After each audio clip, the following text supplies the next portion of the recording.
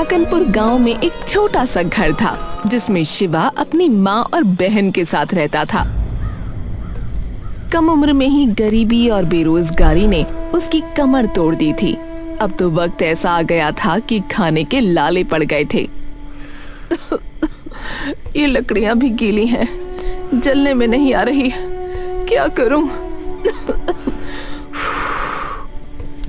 हटो माँ, मैं कोशिश करती हूँ। लकड़ियां सुलग रही हैं, तो बस फूंकनी से धीरे धीरे फूंक दे, शायद जल जाए। तब तक मैं देखूं आटा है कि नहीं। कुछ नाश्ता बन जाए तो शिवा काम ढूंढने निकलेगा। ममता आटा देखने उठी।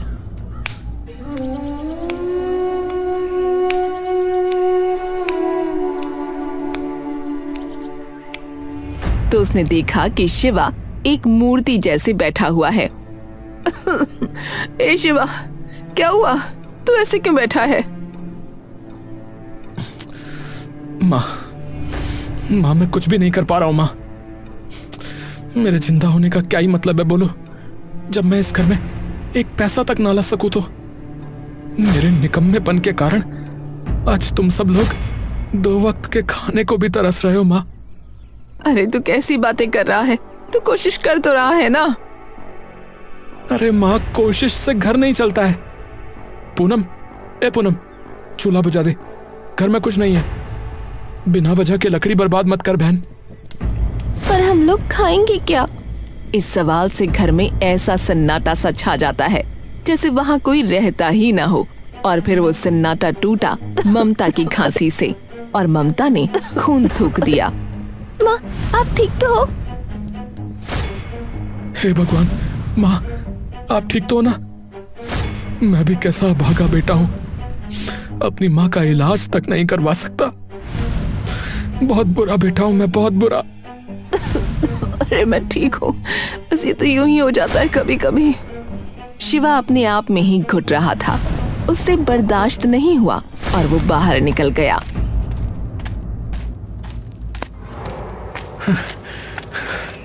मैं अब इस घर में तब तक नहीं लौटूंगा जब तक कमाई का इंतजाम न कर लूं। हाँ, वरना ना मैं खुद को माफ कर पाऊंगा और ना पिताजी की आत्मा मुझे माफ करेगी। हाँ। वो शहर की ओर चला, इस उम्मीद में कि शायद कुछ काम हाथ लग जाए।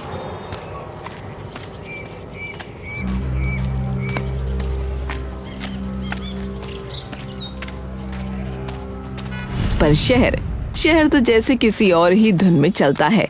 शिवा सुबह से शाम तक हर दुकान, हर फैक्ट्री के फाटक तक गया, लेकिन कोई फायदा नहीं हुआ। कर्मचारी पूरे हैं, फिर कभी आना भाई। आधी मजदूरी मिलेगी, करना चाहो तो कर लो। अरे साहब, आधी मजदूरी में घर कैसे चलेगा बताइए? अरे तेरा घर चले या ना चले, हमें क्या है? काम करना है तो करो, वरना आगे बढ़ो भैया। शिवा पूरा शहर घूमकर थक गया। उसके पैरों में जैसे जान ही नहीं बची थी। धूल से चेहरा काला पड़ गया था, पर वो पोंछने की हिम्मत भी नहीं कर पा रहा था। तभी हल्की सी खुशबू आई, गले में अटके दुख को भी पल भर को बुला देने वाली। उसने गर्दन उठाई। सामने एक दुकान थी। लकड़ी के छोटे से तख्त पर कुल्हड़ सजे थे और उसके नीचे कोयले की धीमी आंच में मटन पक रहा था। उसके सामने लोग खड़े बड़े चाव से कुल्हड़ वाले मटन चावल खा रहे थे। अरे ये तो मैं भी कर सकता हूँ। कुल्हड़ बनाना तो मुझे आता है, और खाना, हाँ थोड़ा बहुत तो बना ही लेता हूँ। हाँ, मैं गांव में यही करूँ तो कितना अच्छा रहेगा। गांव में तो कुल्हड़ वाले कड़ी चावल कोई बेचता भी नहीं है। और रही बात मांसाहारी की, तो हमारे गांव में तो कोई खाता नहीं है। तो हाँ, यही सही रहेगा, कड़ी चावल ही सही रहेगा। हाँ। जैसे किसी ने उसकी पीठ पर हाथ रखकर कहा हो, चल अब तेरी बारी है। वो फौरन गांव लौट पड़ा।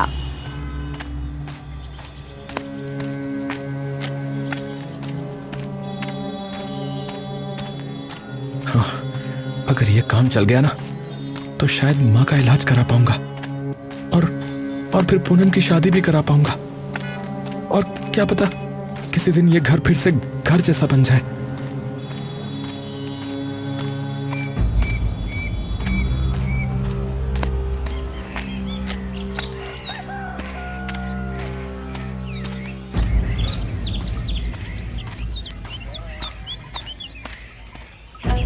गांव पहुंचकर शिवा ने कबाड़ में पड़ा पुराना लकड़ी का ठेला निकाला, किनारे ठीक किए।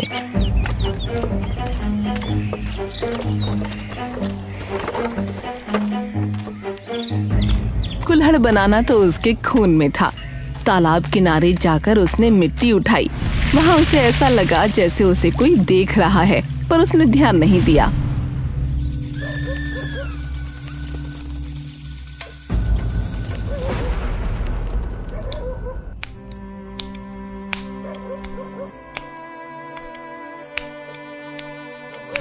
भैया, रात के 2 बज रहे हैं, सो जाओ ना।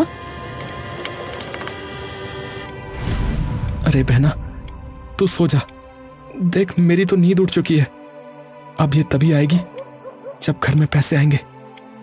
तू सो जा, मेरी फिक्र मत कर, सो जा।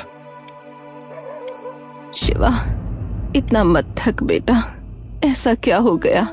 इतनी रात गए तू कबाड़ में लगा पड़ा है। अरे माँ, आप भी सो जाओ ना।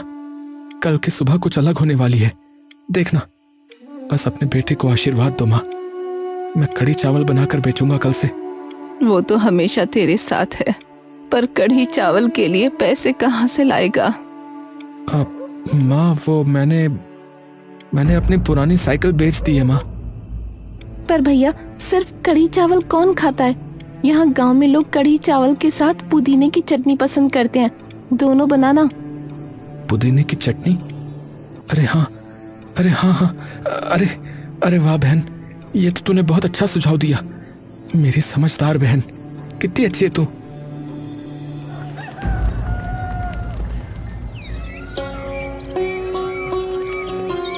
शिवा पूरे जज्बे के साथ पहले दिन ठेला लेकर गांव के चौपाल में जा खड़ा हुआ।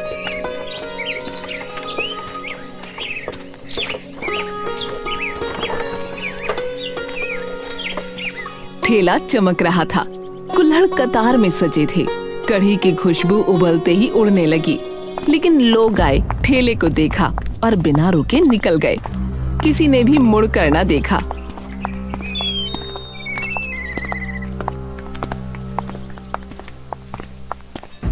अरे कोई आ क्यों नहीं रहा है? बहुत देर हो गई। शायद मेरे कढ़ी चावल में वो बात नहीं है। तभी 2 लड़के आए।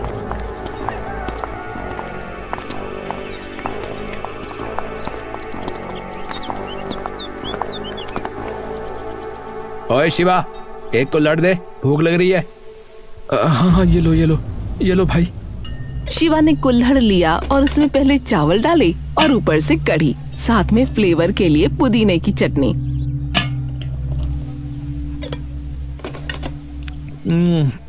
अरे यार, ये क्या बनाया भाई? अबे नमक ही नहीं है। अबे बनाना नहीं आता तो ठेला लेकर क्यों खड़े हो गए भाई? हैं?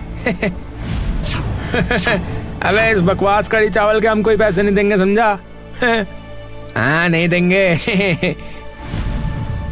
दोनों लड़के मुंह बनाकर चले गए।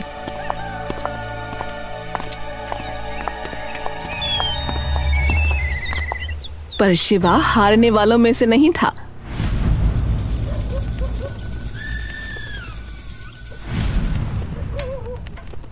रात को बैठकर उसने मसाले बदले, नुस्खा सुधारा, कई बार चखा, फिर चूल्हा बुझा दिया।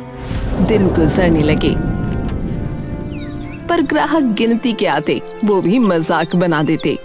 अरे एक बात कहूँ, कढ़ी चावल से ज्यादा स्वादिष्ट तो ये कुल्हड़ लग रहा है मुझे तुम्हारा। एक काम कर भाई, तू कुल्हड़ी रख ले और खाना फेंक दे, कैसा रहेगा है? शिवा हंस देता, पर अंदर से रोता रहता। पैसे आ रहे थे, पर लागत से कम, कोई फायदा नहीं हो रहा था।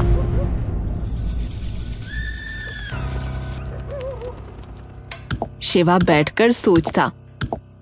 लगता है मैं गलत रास्ते पर हूँ। शायद भगवान ने मेरे लिए कुछ लिखा ही नहीं है। मेहनत कभी व्यर्थ नहीं जाती बेटा, बस हिम्मत मत छोड़। हाँ भैया, मैं भी आपके साथ हूँ, आप हिम्मत रखो। बहन, हिम्मत भी पेट खाली होने पर ना डगमगा जाती है, समझी?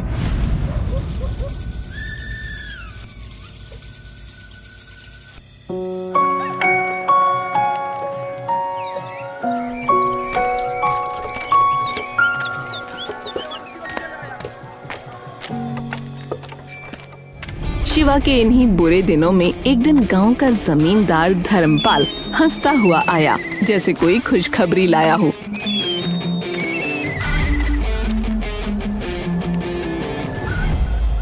अरे शिवा, अरे सुना है ठेला नहीं चल रहा है तुम्हारा, हैं? अरे बड़ा दुख हुआ भाई, बड़ा दुख हुआ मुझे तो। अरे धर्मपाल जी, आपको मेरी चिंता कब से होने लगी? कोई काम है तो बताइए मुझे।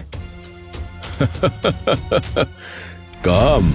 अरे वो छोड़ तू, जरूरी बात सुन मुझसे। देख, घुमा फिरा कर तो मुझे बात करने की आदत है नहीं। बात ये है कि मुझे जो है ना, तेरी बहन पूनम बड़ी पसंद है भाई। तो तू एक काम कर, पूनम को मेरे साथ ब्याह दे, बदले में मैं तेरी गरीबी मिटा दूंगा भाई। ठेला नहीं, दुकान खुलवा दूंगा, दुकान। अरे जिंदगी सेट हो जाएगी तेरी, वरना तेरी अभागी बहन से ब्याह कौन करेगा रे? शिवा के तन बदन में आग लग गई। वो गुस्से में चिल्लाया, वे धर्मपाल के बच्चे, मेरी बहन कोई चीज नहीं है समझा, जिसका मैं सौदा करूं। सोच ले लड़के, नहीं माना तो गरीबी तेरे घर को खा जाएगी, समझा? निकल निकल यहां से, अगली बार यहां कदम रखा तो अच्छा नहीं होगा, समझा? तू मुझे धक्का देगा, मुझे धक्का देगा हैं? मैं तेरी बहन। धर्मपाल आगे कुछ बोलता उससे पहले ही शिवा ने उसे मारना शुरू कर दिया, और बहुत मारा। भैया छोड़ दो इसे, मत मारो, छोड़ दो शिवा, मत मारो इसे।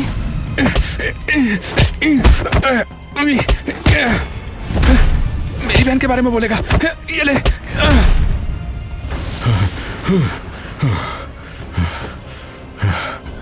अब देखता हूं कैसे जीता है तू। बच के रहना शिवा, तू तो गया। अबे जा, चला जा, वरना और पिटेगा, समझा?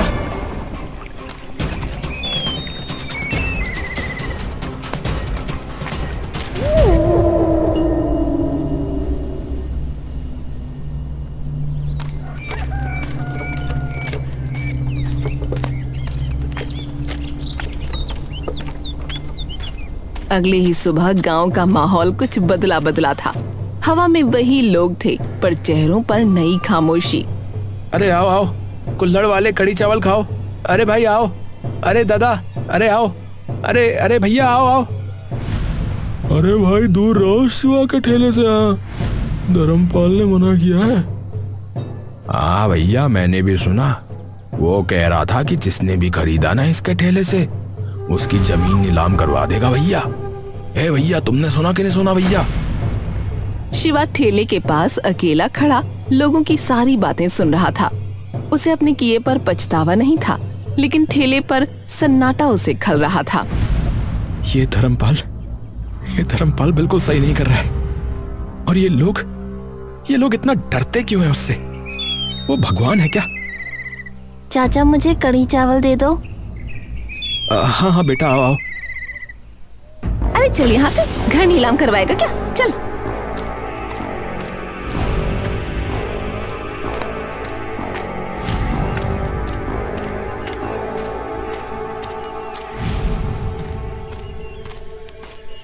शिवा देखता रह गया।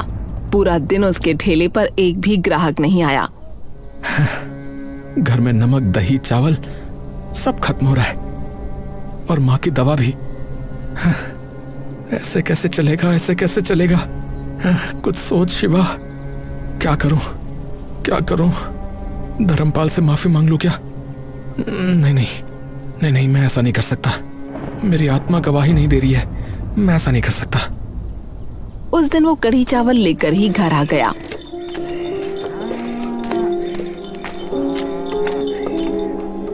ममता खांस रही थी और पूनम रो रही थी।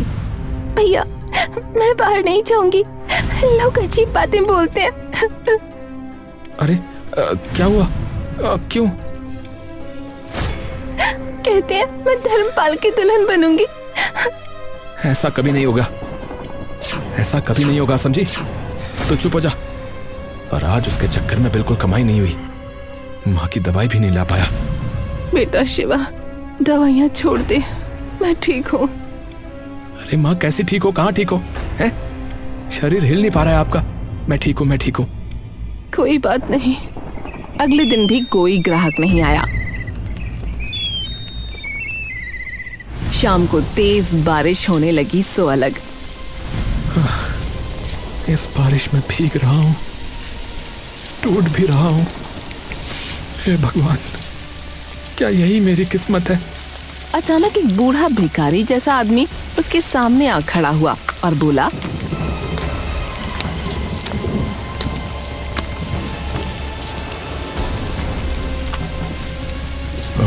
बेटा, बेटा कुछ खाने को मिलेगा? भूखे का पेट भर जाएगा तो तुम्हारा भला होगा बेटा। बाबा आइए आइए। हाँ हाँ जरूर लीजिए बाबा, मेरे यहाँ पर बस ये कढ़ी चावल बनता है, आप इसे खाइए।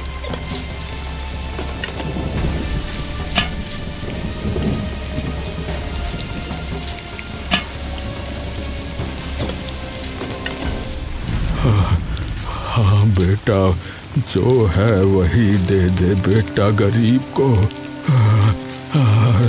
तेरा भला हो बेटा, तेरा भला हो। शिवा ने झिझकते हुए उसे गरम कढ़ी चावल परोस दिए। अरे वाह, तुम्हारे हाथ की मिट्टी सोने जैसी है बेटा। सोने जैसी? क्यों गरीब के साथ मजाक करते हो बाबा? अरे बेटा, तुमने इसे पहचाना नहीं। इस कुल्हड़ की मिट्टी को देखो बेटा, मिट्टी को देखो। मिट्टी को देखूं? पर बाबा आप हैं कौन? बेटा, तुम्हारी किस्मत मिट्टी से बनेगी, मिट्टी से बनेगी बेटा। मिट्टी से बनेगी? मिट्टी सोने जैसी? ये आप क्या बोले जा रहे हैं बाबा? मेरी कुछ समझ में नहीं आ रहा है। और अचानक वो आदमी कहते कहते अंधेरे में ऐसे गायब हुआ जैसे हवा में घुल गया हो।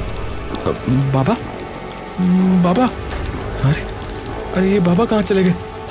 बाबा, बाबा! उसे कुछ समझ नहीं आया और वो ठेला समेटकर घर आ गया।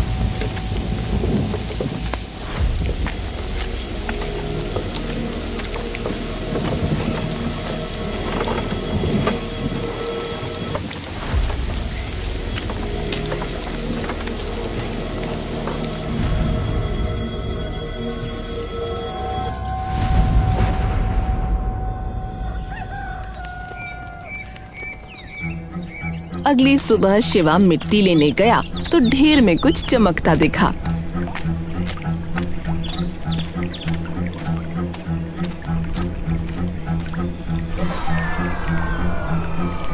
अरे ये कैसी पोटली है? और इसमें ये चमक और ये खुशबू? पोटली में राख जैसी कोई चीज थी, हल्की खुशबू छोड़ती हुई। एक काम करता हूँ, इसे भी मिट्टी में मिला ही लेता हूँ। क्या पता वो जो बाबा कह रहे थे उनकी बात सच्ची हो जाए। शिवा वो पोटली ले आया और उसने थोड़ा सा पाउडर मिट्टी में मिलाया और नए कुल्हड़ बनाए। अरे अरे अरे ये कुल्हड़ गर्म क्यों हो रहे हैं? अरे अरे और ये खुशबू? अरे वाह, ये खुशबू तो मदहोश कर रही है। अरे वाह, बड़ी अच्छी सुगंध है। उस दिन उसने ठेला फिर से लगाया।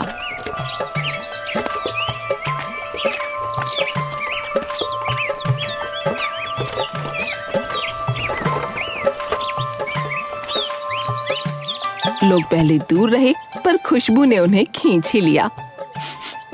अरे अरे भाई वाह, क्या खुशबू आ रही है भैया। कहाँ से आ रही है? अरे शिवा के ठेले से। चलकर देखता हूँ।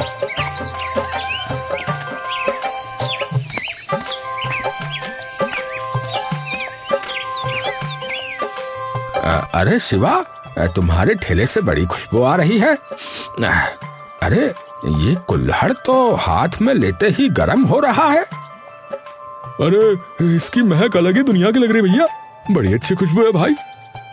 ए भैया, एक जरा मुझे भी दे देना भैया। क्या लगा रहे हो? मुझे भी दे दो। हाँ हाँ, सबको देता हूँ, बस 1 मिनट।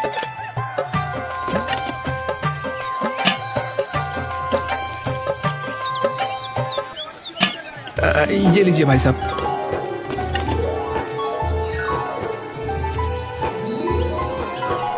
ये आपका। शिवा की आंखों में महीनों बाद उम्मीद चमकी। हो ना हो, ये उन बाबा का ही आशीर्वाद लग रहा है मुझे, जो कल आए थे। शिवा के घर के हालात सुधरने लगे।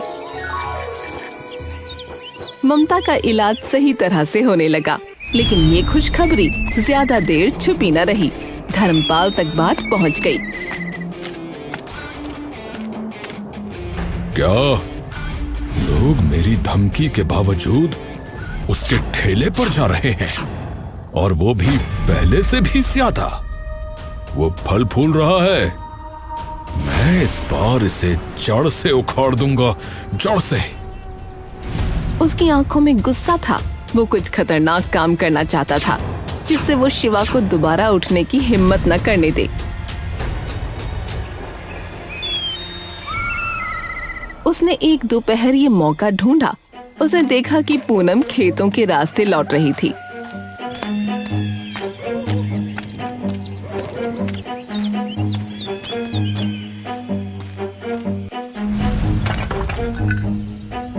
अरे पूनम, अरे जरा इधर तो आओ। हटी, रास्ता दीजिए। अरे तेरे भैया ने मेरी बात ठुकराई है, अब तो ही बताना कि उसे कैसे समझाऊं। पूनम का चेहरा सफेद पड़ गया। धर्मपाल ने उसे पकड़ लिया। छोड़ो मुझे। हे, समझा देना अपने भैया को कि मुझसे न टकराए और इस गांव से भाग जाए, वरना अंजाम समझ गई ना? चल चल जा अब।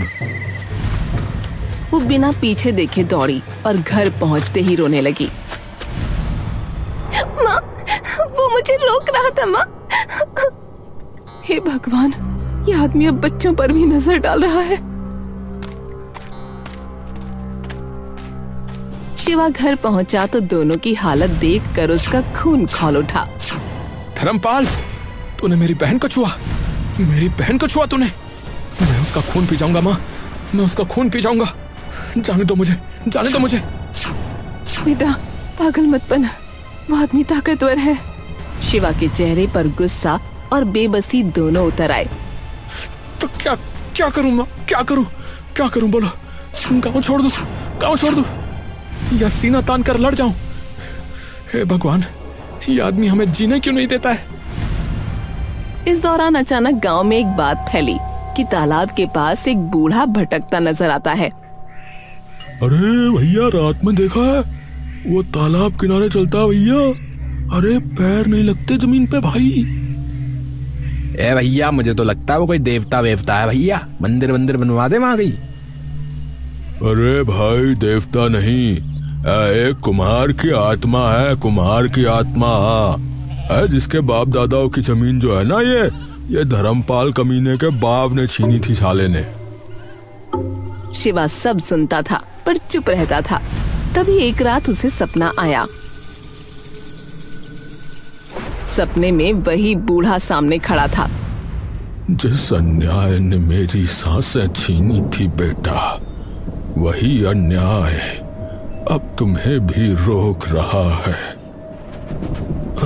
बाबा, कौन सा अन्याय बाबा? जिसे जिसे मिट्टी में दफन किया गया उसे मिट्टी ही जगाती है। पर आप हैं कौन बाबा? आप क्या कहना चाहते हैं? आपकी बातें ना मुझे बिल्कुल भी समझ में नहीं आती। तेरी लड़ाई मेरी भी लड़ाई है बेटा, खत्म कर इसे। शिवा घबराकर जाग गया। दिल जोरों से धड़क रहा था और माथा पसीने से भीगा था।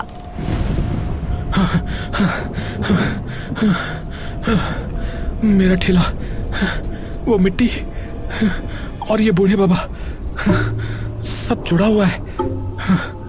क्या मैं सही रास्ते पर हूं या फिर मैं किसी और खेल में फंसा हुआ हूं? वो रात में ही कुल्हड़ बनाने बैठ गया।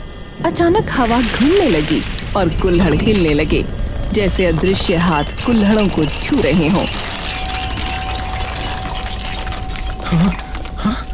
अरे ये क्या हो रहा है? बाबा बाबा बाबा, क्या ये आप हो?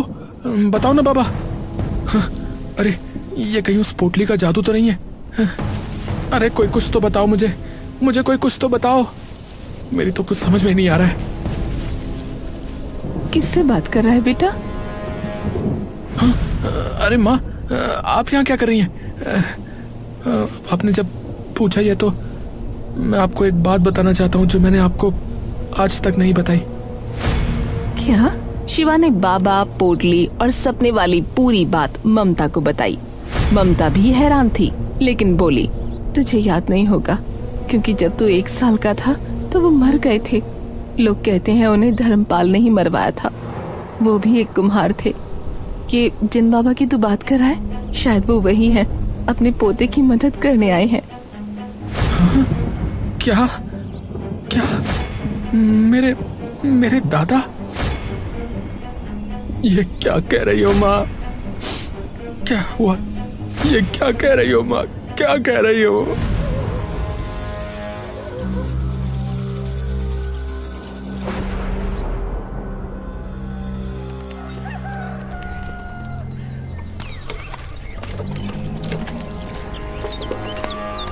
और फिर हिम्मत जुटाकर उसने सुबह ठेला लगाया। भीड़ उमड़ पड़ी। अरे भैया, ये स्वाद जो है ना, ये पहले कभी मिला ही नहीं भैया। अरे भैया, मेरे लिए 4 प्लेट लगाना भैया, 1 मेरे लिए और 3 मैं घर ले जाऊंगा भाई। अरे भाई, ये कढ़ी चावल नहीं है। हाँ, कढ़ी चावल मत समझना इन्हें। ए भैया, जादू है जादू। हाँ भैया, मैंने तो खत्म भी कर दी 1 प्लेट। ए भैया, एक काम करो यार, पेट तो भरा भरा लग रहा है लेकिन मन नहीं भरा। एक काम करो, 1 कुल्हड़ और दे दो भाई। बाबा, लगता है आपका आशीर्वाद काम कर गया बाबा। एक कुम्हार का लड़का मेरी बराबरी करेगा, मेरी धर्मपाल की। आज ही इसका खेल खत्म कर देता हूँ। हाँ। रात में उसने गुंडे भेजे।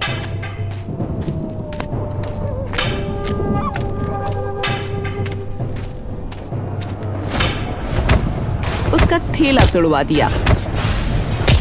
सब बर्बाद हो गया। गुंडे चले गए और शिवा घुटनों पर गिर पड़ा। हे भगवान, हे भगवान, मेरी मेहनत, मेरे सपने, ये आदमी सब छीन रहा है, सब छीन रहा है। मैं क्या करूं भगवान, क्या करूं? तभी अचानक तेज हवा चली। टूटी मिट्टी से वही चमकदार राख उठने लगी। राख आसमान में घूमती हुई चमकी, मानो कोई अदृश्य शक्ति उसे बुला रही हो। ये क्या हो रहा है? ये क्या हो रहा है? कहीं ये कोई संकेत तो नहीं है? बाबा, बाबा, क्या आप मुझे रास्ता दिखा रहे हैं बाबा? मुझे इसके पीछे जाना चाहिए। वो तालाब की ओर चल पड़ा।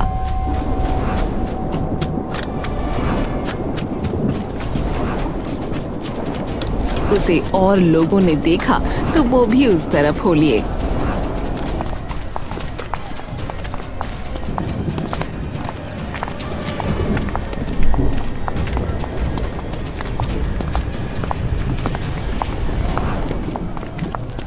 धर्मपाल सबको देखकर हैरान था। अबे ओए, अबे कहाँ जा रहे हो बे तुम लोग? निकम्मे कहीं के सब। ए धर्मपाल, शिवा के साथ जा रहे हैं। के साथ जा रहे हैं। हाँ, शिवा के साथ जाएंगे। अरे हम शिवा के साथ जा रहे हैं। हाँ, शिवा के साथ जा रहे हैं। सबके सब साले पागल अजीब लोग हैं इस गांव में, गवार कहीं के। देखता हूं मैं भी कहां जा रहे हैं ये आखिरकार।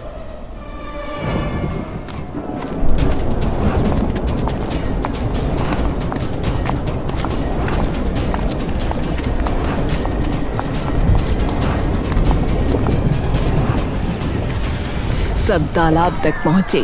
तालाब चमक रहा था और वहीं वो बूढ़ा खड़ा था। अरे तू तो मर गया था ना? हैं? तू तो मर गया था। तो ये यहाँ कैसे? क्या? अन्याय कभी नहीं मरता, कभी नहीं मरता अन्याय, याद रखना। बस समय आने पर हिसाब चुकता करता है।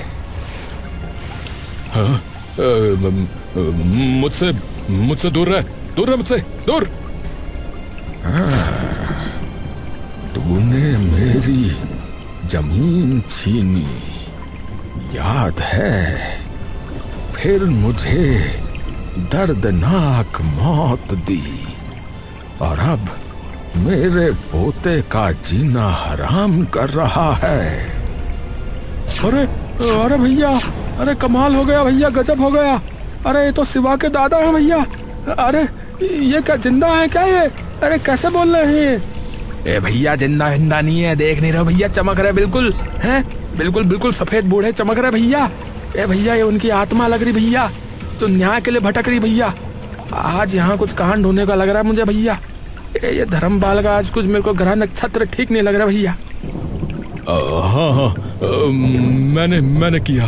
मैंने ही तोड़ा, मैंने ही ठेला तोड़ा, मैंने ही शिवा को बर्बाद करना चाहा, मैंने ही तुम्हारी जमीन भी छीनी थी। सब सच है। पर मुझे अब जाने दो। मैं अब आगे से शिवा को कुछ नहीं कहूँगा। मैं आगे से कुछ नहीं कहूँगा। मैं हाथ जोड़ता हूँ। मेरी लाश यहीं तालाब के किनारे 10 फीट नीचे दफन है। मुझे मुक्त कर।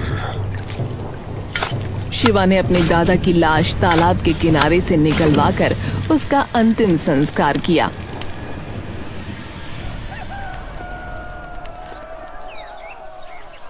और फिर अगली सुबह पंचायत में फैसला हुआ। हाँ तो गांव वालों, पूरी पंचायत ने यह निर्णय किया है कि धर्मपाल ने हत्या की है और उसकी सजा जेल और मुकदमे के सिवाय कुछ नहीं है। हमारा सर्वसम्मति से यह निर्णय हुआ है कि पुलिस को बुलाया जाएगा और फिर आगे की कार्रवाई पुलिस स्वयं देखेगी। अरे पंचों, अरे मुझे माफ कर दो। गांव वालों मुझे माफ कर दो। मैंने लालच में आके ये सब किया। कुकर्म का फल एक ना एक दिन सबको मिलता ही है, और आज तुम्हें भी मिल गया धर्मपाल। अब जाओ और बाकी की जिंदगी अब जेल में सड़ो जाकर। पुलिस धर्मपाल को ले गई और कुछ ही दिनों में शिवा ने अपनी दुकान बना ली। कुल्हड़ वाला कढ़ी चावल, मिट्टी का वरदान। वाह शिवा भाई, ये नाम तो खुद कहानी है भैया। भीड़ उमड़ पड़ी। दुकान पर रौनक थी, घर में खुशहाली। पूनम और ममता के चेहरे पर मुस्कान लौट आई। शाम को शिवा तालाब पर गया।